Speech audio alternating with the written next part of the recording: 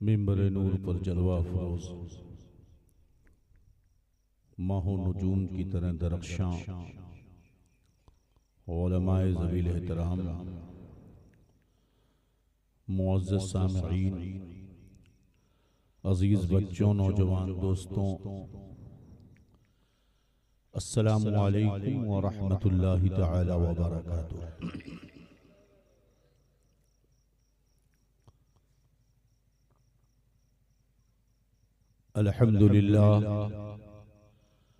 अल्हम्दुलिल्लाहि हम्दन कसीरा वस्सलातु वस्सलामु अला नबिय्यिना मुहम्मदिन सल्लल्लाहु अलैहि वसल्लम सिराजम मुनीरा व अला आलिहि व अस्हाबिहि इला रब्बिना वसीला अम्मा बअद फ़अऊज़ु बिल्लाहि मिनश शैतानिर रजीम बिस्मिल्लाहिर रहमानिर रहीम इन्नद्दीना इंदल्लाहिल इस्लाम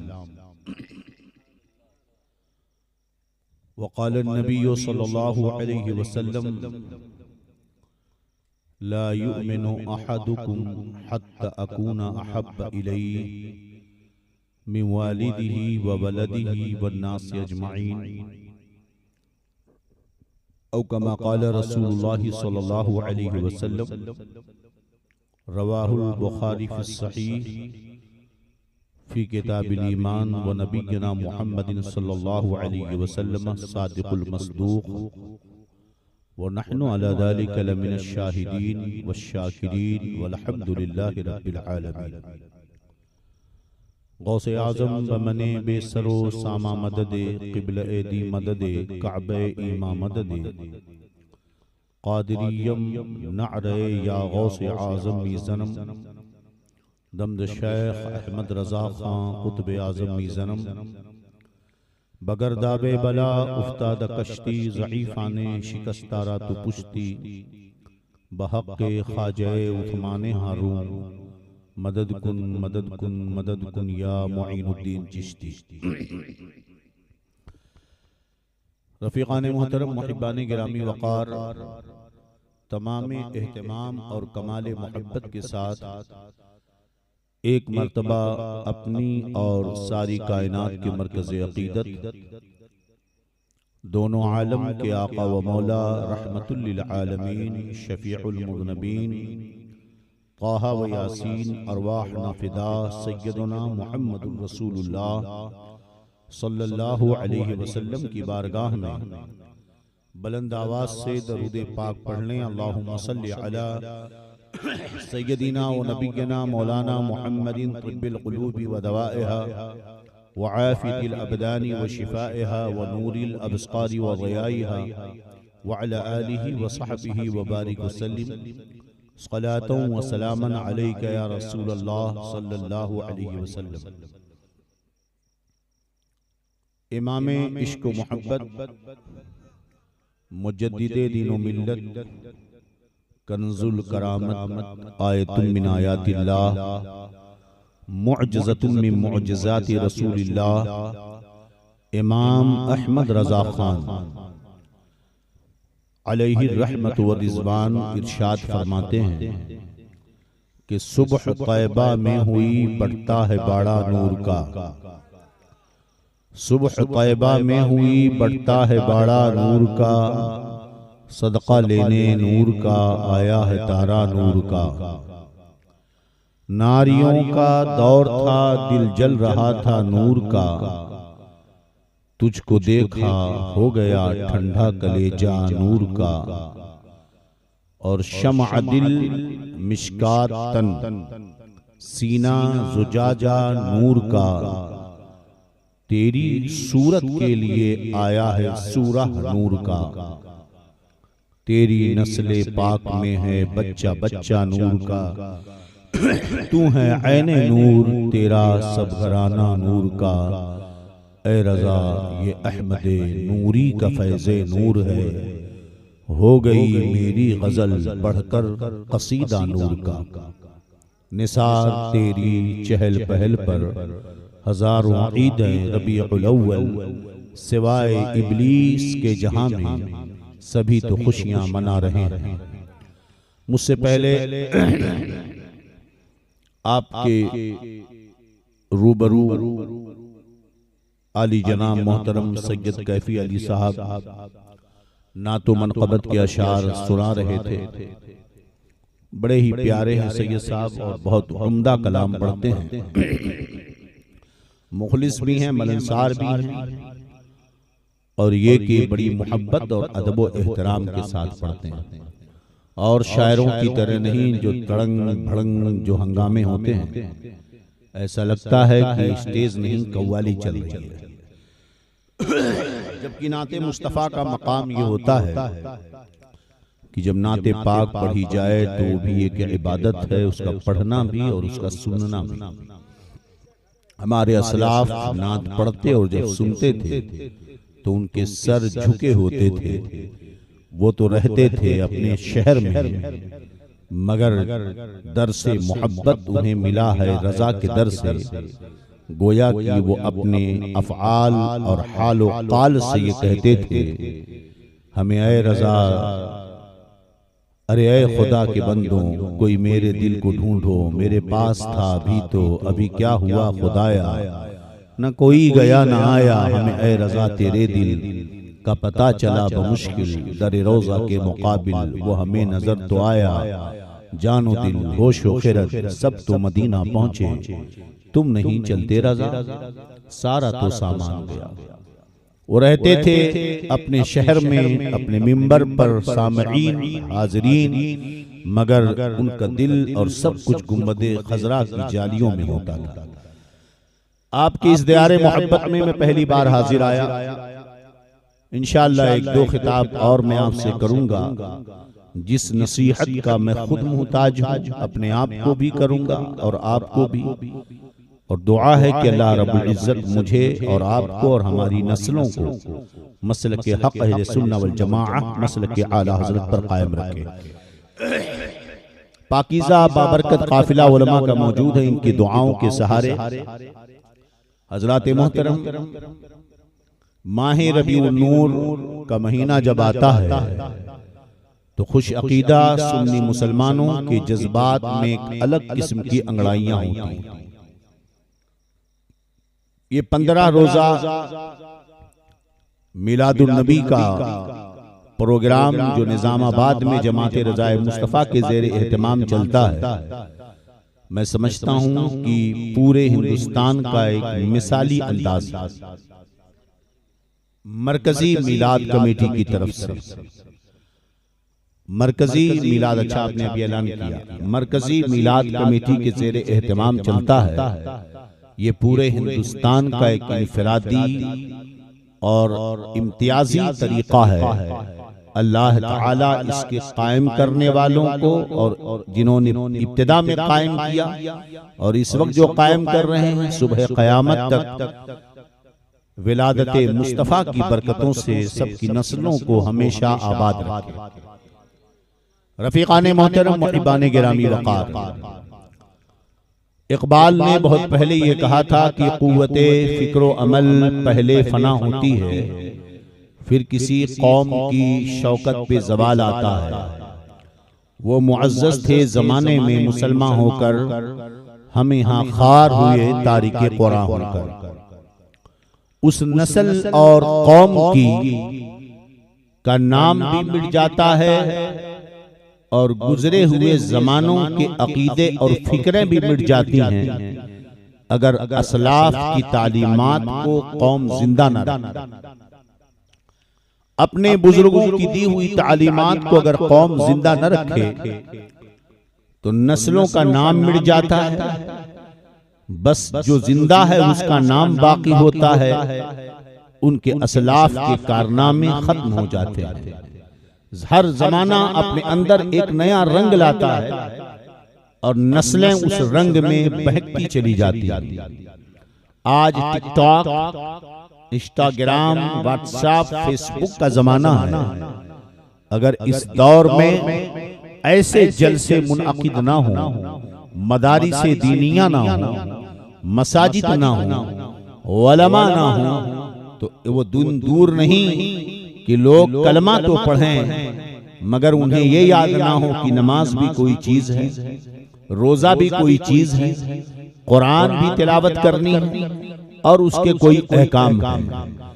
आप जाइए आज से 1500 साल कब्ल अरब के उस खित्ते में, उससे पहले 500 साल का जमाना फतरत का गुजरा है, जिस जमाने के अंदर कोई नबी नहीं आया।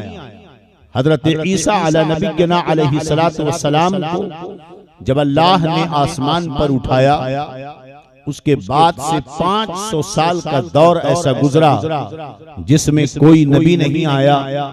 रफ्ता रफ्ता यादें मिटती गईं और दुनियादारों ने हजरत मूसा की तालीमात को, हजरत ईसा की तालीमात को मिटाना शुरू कर दिया।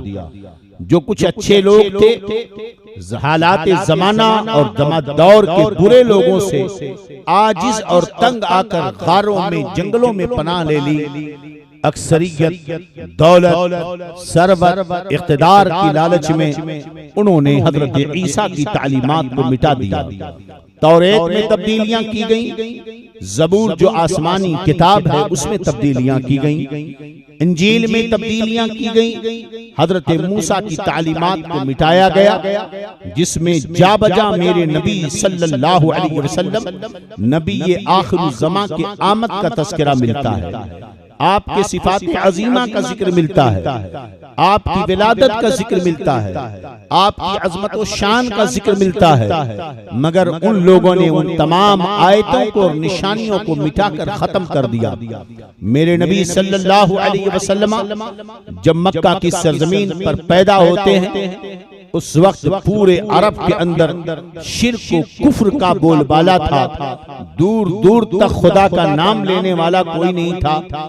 अगर वो नाम लेते भी थे तो उसके साथ साथ उनके दिलों में, उनके एतकाद में 360 पत्थरों के खुदा का भी तसव्वुर मौजूद था।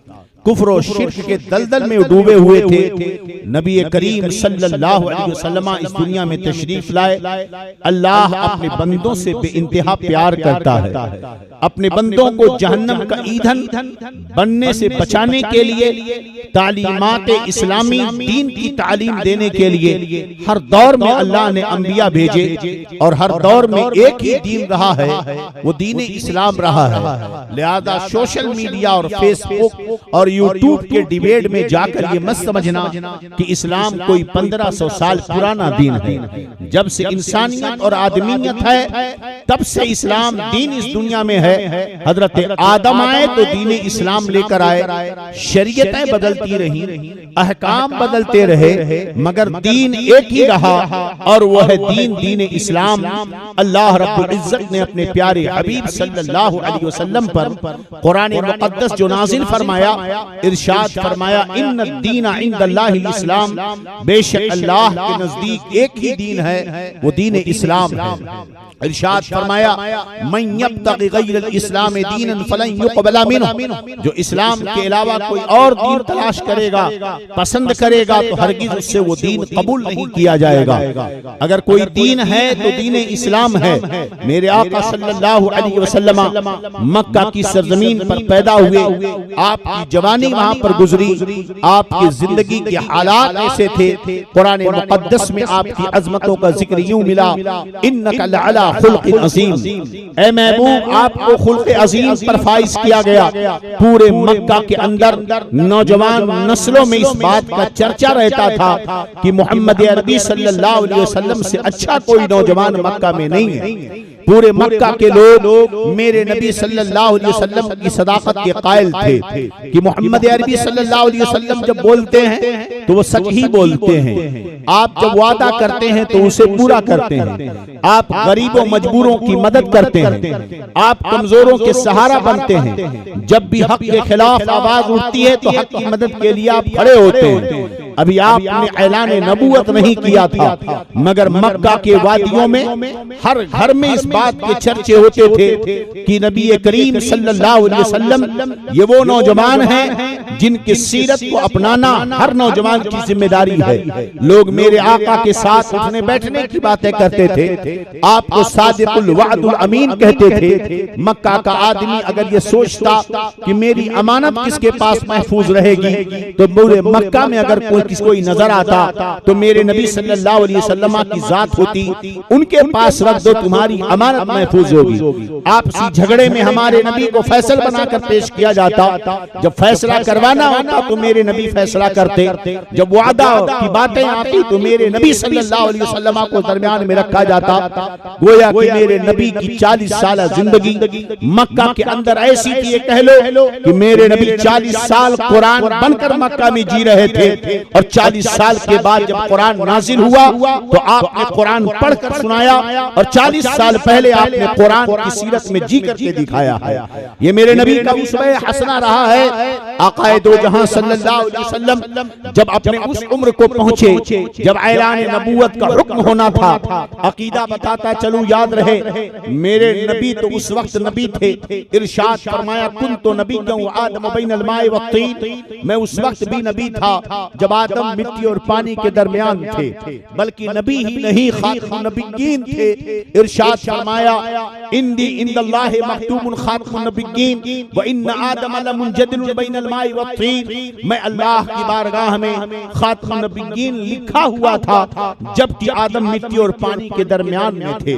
तो मेरे नबी पहले ही थे। यूं कह लो कि सारे अंबिया मेरे नबी सल्लल्लाहु अलैहि वसल्लम के सदक़े में उन्हें नबूवत मिली है। इसी को लो इमाम इश्क व मोहब्बत आला हज़रत फरमाते हैं, ला रब्बिल अर्श जिसको जो मिला उनसे मिला, बढ़ती है कौनैन में नेमत रसूलुल्लाह की, बे उनके वास्ते खुदा कुछ अता करे, हाशा गलत गलत ये हवस बेबसर की है। और शेख सादी अली रहमा इरशाद फरमाते हैं, या रसूलल्लाह तू असले वजूद आमदी अज नखुस दिगर हर चे मौजूद शुद्ध फरए तुस, आप पूरी कायनात की असल है, और कायनात में जो कुछ है यह आपके सदक़े में बना हुआ है, यह आपके फैजान है पूरी कायनात में। तो मेरे नबी सल्लल्लाहु अलैहि वसल्लम की ऐलान नबूवत का वक्त करीब है, और उस वक्त जब नबूवत का ऐलान होना है और कुरान की वही नाजिल होनी है, तो कुरान कोई मामूली किताब तो न थी जिसको यूं ही किसी पर उतार दिया जाता।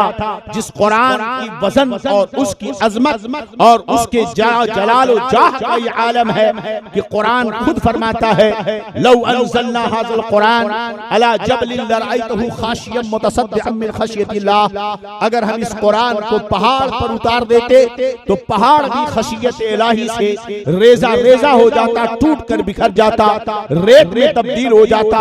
ऐसी बारे गिरा वही को मुस्तफा के कल्बे मुबारक पे उतारना था, आपके कंधे मुबारक पर उसे उतारना था। इससे पहले अल्लाह ने आपके दिल में तन्हा रहने की मोहब्बत डाल दी। इमाम बुखारी ने बुखारी शरीफ में जो पहला बाब बांधा, बाबो बदउल वही के अंदर सैयदतुना आयशा सिद्दीक़ा रज़ियल्लाहु अन्हा से रवायत नकल फरमाई। सैयदना आयशा सिद्दीक़ा रज़ियल्लाहु तआला अन्हा इरशाद फरमाती हैं, वही आने से पहले मेरे नबी की शान क्या थी, अव्वलु मा बुदिया बिही मिनल वही अर्रुया सालिहा फिन्नौम, मेरे आका सल्लल्लाहु अलैहि वसल्लम पर वही आनी थी। उससे पहले जो इब्तिदा थी उसकी वो ये थी कि सरकार जब सोते थे तो अल्लाह ताला आपको ख्वाब दिखाता था, रात में मेरे नबी ख्वाब देखते और दिन में रात में जो देखा होता दिन में वो बिल्कुल खुले तौर पर साबित हो जाता था। इस तरह मेरे नबी को तैयार किया जा रहा था कि ए महबूब जिस जो तुझ पर उतरेगा, चाहे वो ख्वाब की शक्ल में हो, चाहे कोई फरिश्ता लेकर के आए, ये कोई वहम नहीं है बल्कि हमारा भेजा हुआ पैगाम है। तुम इसके लिए तैयार रहो। मेरे आका को तैयार किया जा रहा है। और उसके बाद रब ने मेरे आका के दिल में तन्हा रहने की मोहब्बत डाल दी। मेरे आका ने मक्का शरीफ में तन्हाई के लिए एक पहाड़ को तलाश किया, जिस पहाड़ को गारे हिरा कहते हैं। उस गारे हिरा में मेरे नबी चले जाया करते थे। हजरत अतियतुल कुबरा रज़ियल्लाहु अन्हा आपके लिए खाने पीने का इंतजाम करती थी। हजरत रसूलुल्लाह सल्लल्लाहु अलैहि वसल्लम खाने पीने का सामान लेकर गारे हिरा में तशरीफ ले जाते, वहां इबादत करते, कभी कभी हफ्ता कभी महीना रह जाते, फिर जब खाना खत्म होता वापस आते, फिर लेकर के चले जाते थे। एक दिन आया कि हजरत रसूलुल्लाह सल्लल्लाहु अलैहि वसल्लम गारे हिरा में तशरीफ फरमा है, महवे इबादत है। इस गार को पसंद करने की वजह ये बनी कि वहां से डायरेक्ट खाने काबा की चौखट नजर आती थी। मेरे आका वहां बैठकर काबे मुअज्जमा की भी ज़ियारत करते और वहां पर अल्लाह की इबादत करते। नतीजा ये हुआ, एक दिन हजरत जिब्रील अमीन अलैहिस्सलातु वस्सलाम अल्लाह की वही लेकर गार में तशरीफ लाए। मेरे आका महवे इबादत है। हजरत जिब्रील ने आकर कहा, इक़रा, आप पढ़िए। मेरे आका ने फरमाया, मा अना बकारी, मैं पढ़ने वाला नहीं, मैं पढ़ने वाला नहीं। यहाँ पर देवबंदियों, तबलीगियों, टुंडों ने तर्जुमा क्या किया, मुझे पढ़ने नहीं आता। याद रखो, जब किसी के दिल में फुतूर होता है, खुदा जब दीन लेता है तो अक्लें छीन लेता है। इंसान के अंदर जब खुबासत भरी होती है तो अच्छाइयों में भी उसे बुराइयां नजर आती हैं। उन्होंने तर्जुमा क्या किया, मुझे पढ़ना नहीं आता। मगर हम क्या तर्जुमा करते हैं, मैं पढ़ने वाला नहीं, माना बकारी, मैं पढ़ने वाला नहीं। मेरे आका फरमाते हैं, आने वाले ने जब मुझसे कहा पढ़िए, मैंने कहा मैं पढ़ने वाला नहीं। उसने मुझे पकड़ा और मुझे जोर से दबोचा, इतने जोर से दबोचा, हत्ता बलगा मिन्नियल जुहद, यहाँ तक कि मेरी तरफ से उसने अपनी पूरी कोशिश खर्च कर दी। आखिरी कोशिश तक उसने मुझे दबोचा और फिर छोड़ दिया और कहता, इक़रा, पढ़िए। मैंने कहा, मैं बखारी, मैं पढ़ने वाला नहीं। फिर उसने मुझे भगत निशानियां, दूसरी बार उसने पकड़ के दबोचा, हत्ता बलगा मिन्नियल जुहद, आखिरी ताकत तक उसने बिल्कुल दबोचा और छोड़कर कहा, इक़रा। मैंने कहा, मैं बकारी, मैं पढ़ने वाला नहीं। तीसरी बार उसने पकड़कर दबोचा, हत्ता बलगा मिन्नियल जुहद, पूरी ताकत भर दबोचा और छोड़कर कहता, इक़रा बिस्मि रब्बिकल लज़ी खलक़, खलक़ल इंसान मिन अलक़, इक़रा व रब्बिकल अकरम अल्लज़ी अल्लम बिल कलम। ऐ महबूब, पढ़िए, इक़रा, पढ़िए अपने उस रब के नाम से जिसने मखलूक को पैदा किया। अब मेरे आका ने पढ़ना शुरू किया। जरा इस अंदाज को तो देखें, अज़मत शान मुस्तफा यहाँ देखें। तबलीगियों को यहाँ पर नबी के अंदर ऐब नजर आया, मगर जब बरेली की मोहब्बत का चश्मा होगा, जब इसके रसूल होगा, तो यहाँ अज़मत मुस्तफा की झलक नजर आएगी। मेरे नबी खाने काबा को देख रहे हैं, रब की याद में डूबे हैं। आने वाले ने कहा, इक़रा, पढ़िए। मेरे नबी ने फरमाया, मैं पढ़ने वाला नहीं। क्यों नहीं पढ़ने वाला? इसलिए कि जब आदमी किसी चीज की मोहब्बत में मुस्तगरक हो, किसी चीज में मुकम्मल अपनी तवज्जो लगा के रखा हो, अपनी पूरी तवज्जो, पूरी उम्मीदें और पूरी ताकत किसी एक चीज में झोंक के लगा रखा हो, और अगर उसे दूसरी तरफ ले जाओ तो अपने इंटरेस्ट को छोड़ने के लिए तैयार नहीं होता। मिसाल के तौर पर एक बच्चा मोबाइल में गेम खेल रहा है, बच्चा जवान है, माँ ने कहा दूध ले आओ, बच्चे ने कहा मैं नहीं जाता। दोबारा कहा ले आओ, मैंने बच्चे ने कहा मैं नहीं जाता। माँ ने तीसरी बार पैसा दिया और कहा बेटे तुम अपनी पसंद की फला चीज ले आना। उसने फौरन बंद कर दिया और उसके बाद दुकान पर गया दूध लेने के लिए। जबकि उसे दूध लाना आता भी है, उसे चलना आता भी है, उसे ताकत भी है, पैर भी सलामत है, मगर चूंकि वो अपने सबसे पसंदीदा गेम में डूबा हुआ है, इसलिए उसे कहता है मैं नहीं करता, मैं नहीं करता। इसका ये मतलब नहीं मुझे दूध लाने आता नहीं है, मुझे चलने आता नहीं है, मुझे जाना आता नहीं है। ये तो वहाबियों की खोपड़ी उल्टी हो गई है जो बात को समझ नहीं पाते हैं। मेरे नबी अपने रब की याद में डूबे हुए थे और उस वक्त जिब्रील कहते पढ़िए, तो हजरत रसूलुल्लाह ने फरमाया बिला तमसील में समझा रहा हूँ, ये मिसाल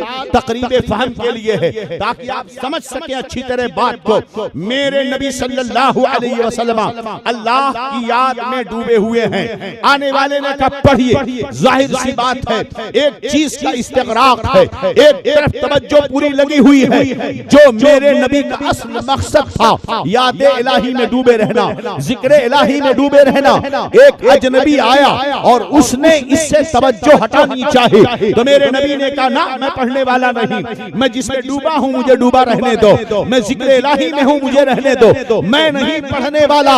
लेकिन जब पहली बार दबोचा छोड़ दिया ताकि तवज्जो खत्म हो जाए, दोबारा दबोच के छोड़ दिया ताकि तवज्जो कम हो जाए, तीसरी बार दबोचा ताकि तवज्जो कम हो जाए, मगर न हुई। हाँ, तीसरी बार जब फरिश्ते ने कहा अपने रब के नाम से पढ़ जिसने कायनात पैदा किया।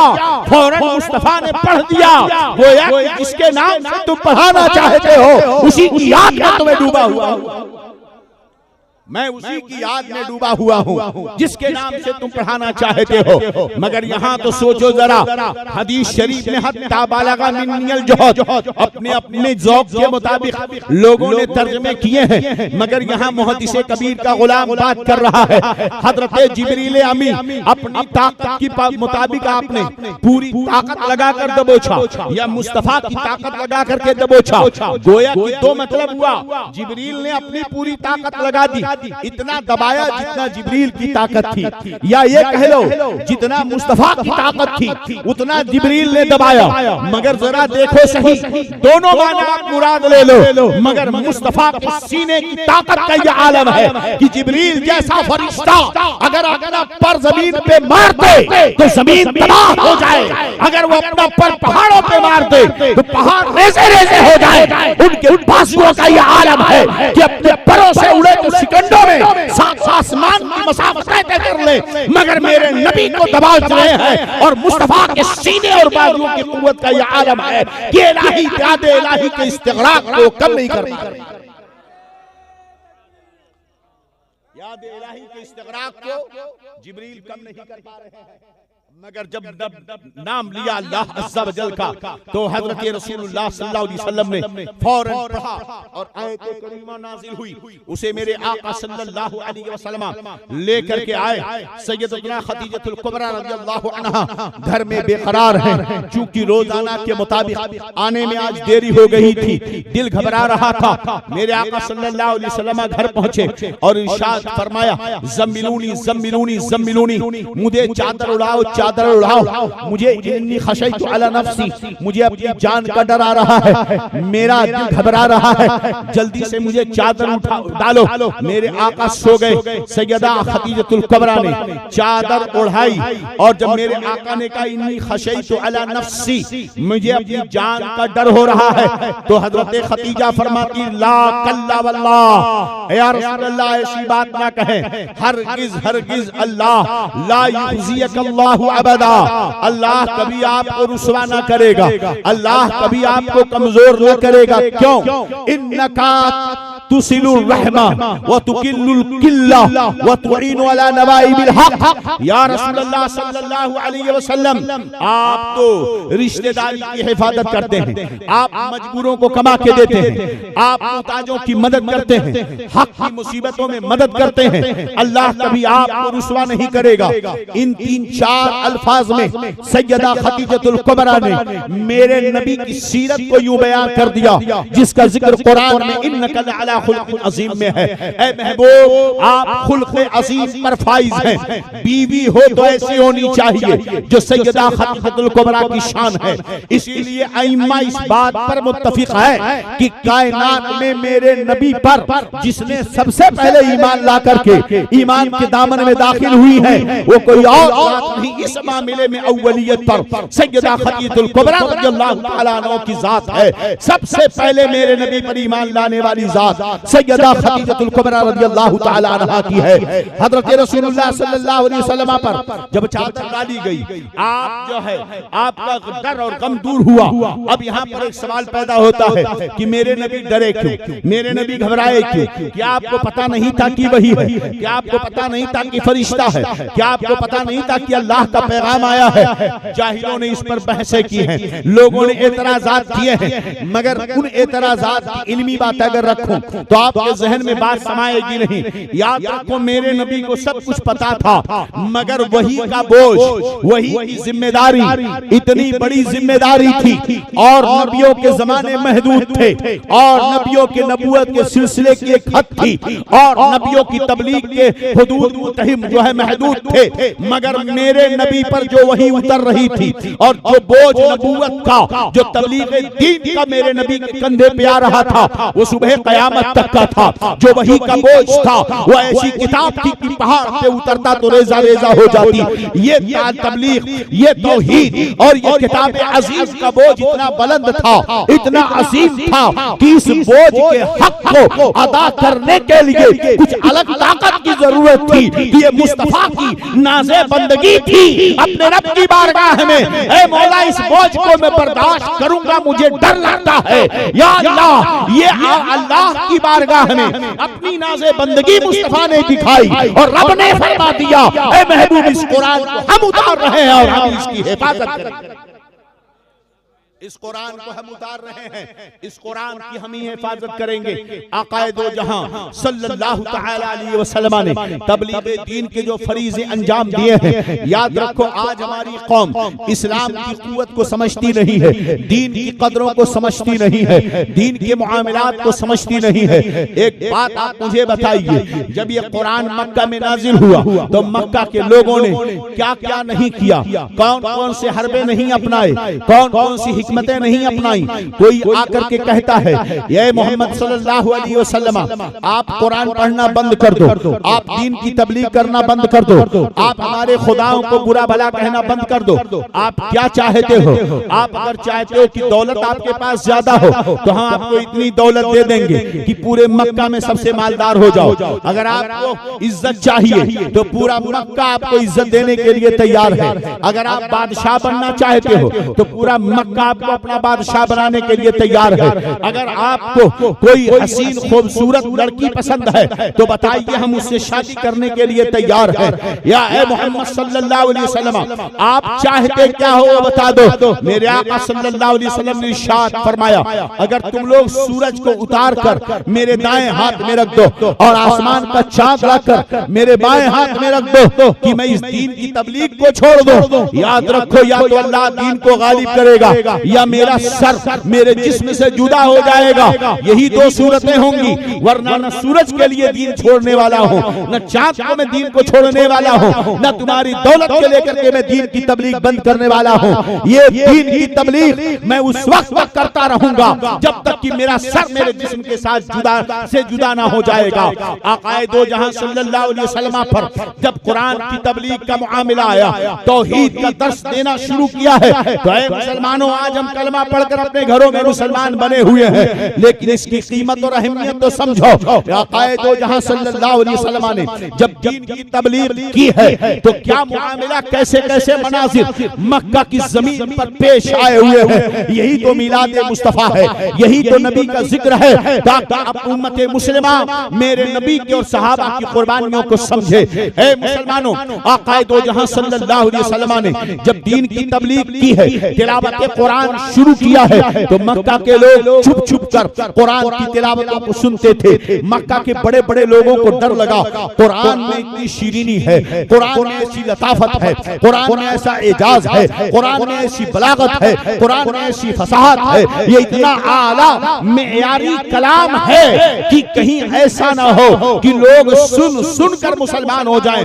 इसलिए सब लोगों ने मिलकर मेरे आका सल्लल्लाहु अलैहि वसल्लम पर दबाव डालना शुरू किया। मेरे आका को हुक्म हुआ कि ऐ प्यारे हबीब, खुलकर ऐलान करो नबूवत का, रिसालत का ऐलान करो। मेरे आका ने खानदान के लोगों को बुलाया, दावत तबलीग दी, अल्लाह की वहदानियत की तरफ बुलाया। सब लोग खामोशी से सुनते रहे। उन्हीं में अबू लहब मौजूद था। अबू लहब ने कहा, तब्बन लक अलिहादा जमाअतना, ऐ मोहम्मद तुम्हारे हाथ बर्बाद हो जाए माअज़ल्लाह, क्या इसीलिए तूने हमें बुलाया है? अल्लाहु अकबर। मेरे आका ने उसका कोई जवाब नहीं दिया, सिर्फ इरशाद फरमाया, मैं तुम्हें अल्लाह के अजाब से डराने आया हूँ, अल्लाह पर ईमान लाने पर जन्नत की बशारत देने आया हूँ। अबू लहब ने ये तो कह दिया, मगर मेरे नबी ने कोई जवाब न दिया। मगर रब को पसंद न आया, रब ने कुरान में जिब्रील के जरिए आयत उतार दी, तब्बत यदा अबी लहब व तब। ये आयत करीमा पूरी सूरा नाजिल हुई। क़यामत तक अबू लहब पर, उसकी बीवी पर लानत व मलामत की जा रही है। अल्लाहु अकबर। जब ये आयत नाजिल हुई तो उसमें अबू लहब की जो बीवी थी वो भी मेरे नबी की बड़ी गुस्ताख थी, मेरे नबी की शान में तौहीन करती थी। ऐ सुन्नी मुसलमानों याद रखो, रब अज़्ज़ा व जल की शान में कोई गुस्ताखी करे, रब उसका बदला नहीं लेता, वो करीम है और रहीम है। मुस्तफा की शान में गुस्ताखी करो, मुस्तफा उसका बदला नहीं लेते क्योंकि वो रहमतुल लिल आलमीन है। लेकिन जब रब की शान में तौहीन होगी तो मुस्तफा बर्दाश्त न करेंगे, और जब मुस्तफा की शान में तौहीन होगी तो उनका रब बर्दाश्त नहीं करता है। मेरा ईमान ये कहता है मेरा ईमान ये कहता है कि मैं नहीं महबूब मुहिब में नहीं मैं तेरा,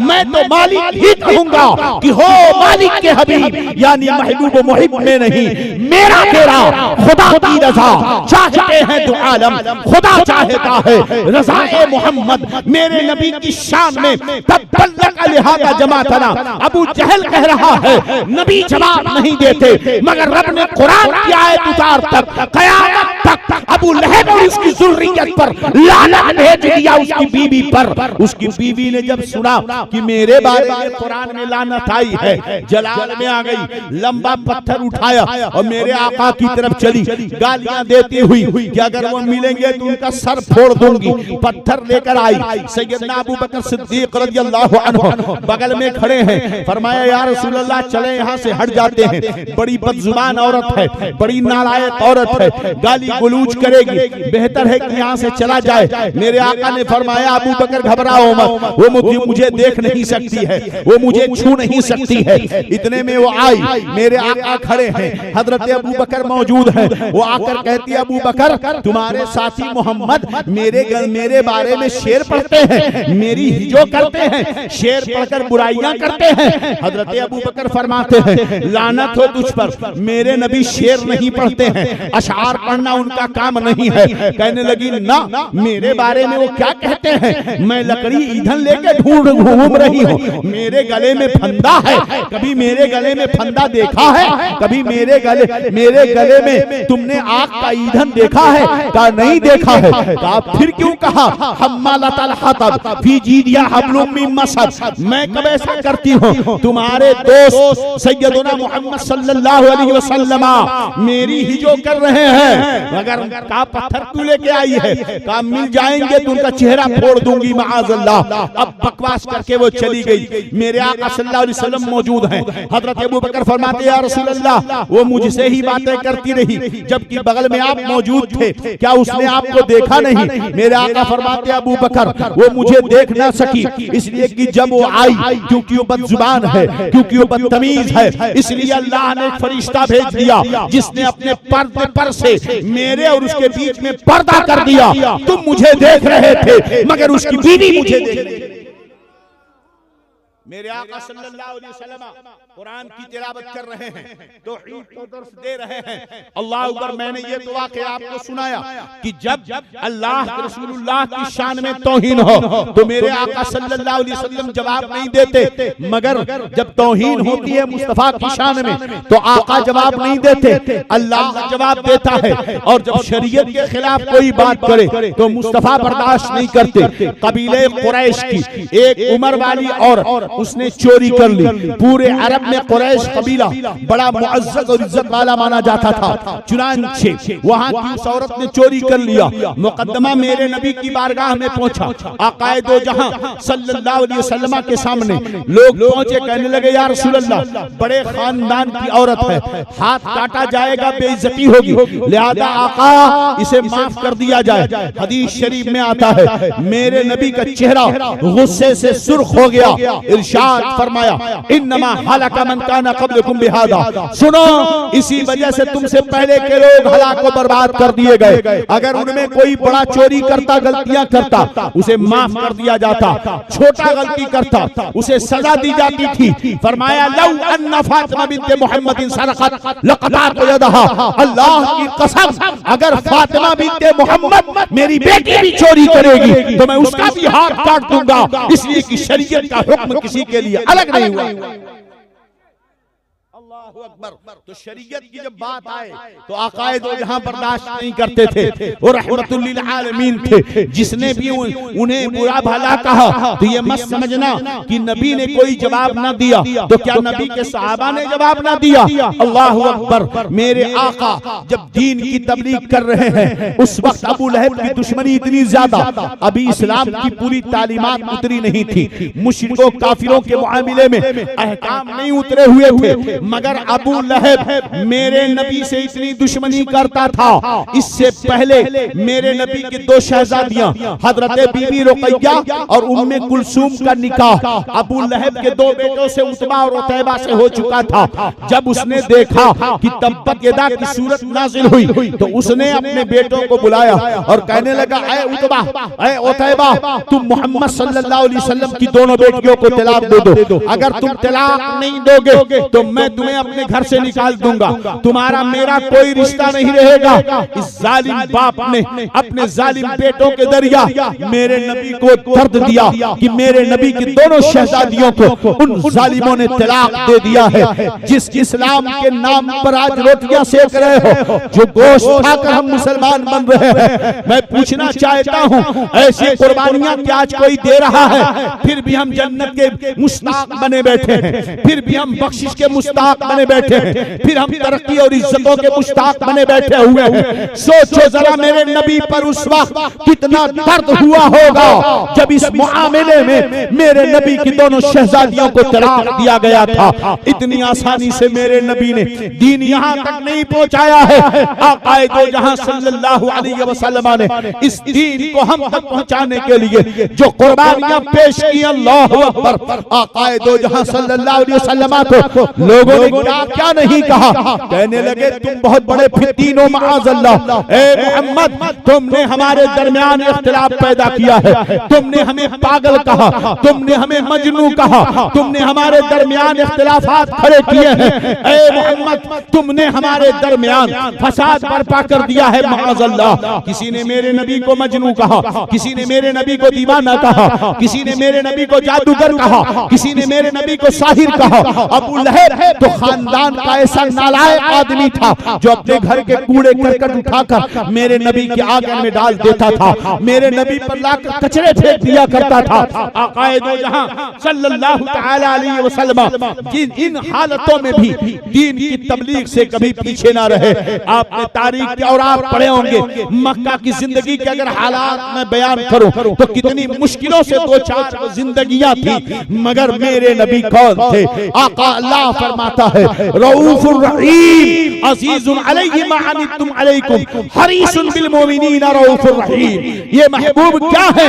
उम्मत पर कोई मुश्किल आए तो महबूब को दर्द होता है। मेरे नबी सल्लल्लाहु अलैहि वसल्लम ये कहते हैं कि एक तरफ आग का गड्ढा है और मैं तुम्हारी कमर बंद को पकड़कर घसीट रहा हूँ कि तुम आग में न पड़ जाओ और तुम हो कि आग में गिरना चाहते हो। मेरे नबी दिनों रात इस कोशिश करते थे कि अल्लाह के ये बंदे कुफ्र से तौबा करके ईमान में दाखिल हो और जन्नत के हकदार बन जाए, मगर लोगों का हाल क्या था? अल्लाह मेरे नबी इतने हरीस थे कि लोग कलमा पढ़कर मुसलमान बन जाएं। ईमान की कीमत इसी से समझ में आती है। इतनी मशक्कतें मेरे नबी ने उठाई। सहाबा की कुर्बानियां बयां करने का वक्त नहीं है। आखिरी बात मैं कह दूं, मेरे नबी का दर्द, मेरे नबी का गम, मेरे नबी का हुज़्न व मलाल, मेरे नबी की सारों कुर्बानियां हमारे ईमान व अकीदे की हिफाजत के लिए, हमें जहन्नम से बचाने के लिए, कुफ्र और शिर्क से निजात दिलाने के लिए इस कदर थी कि अल्लाह फरमाता है,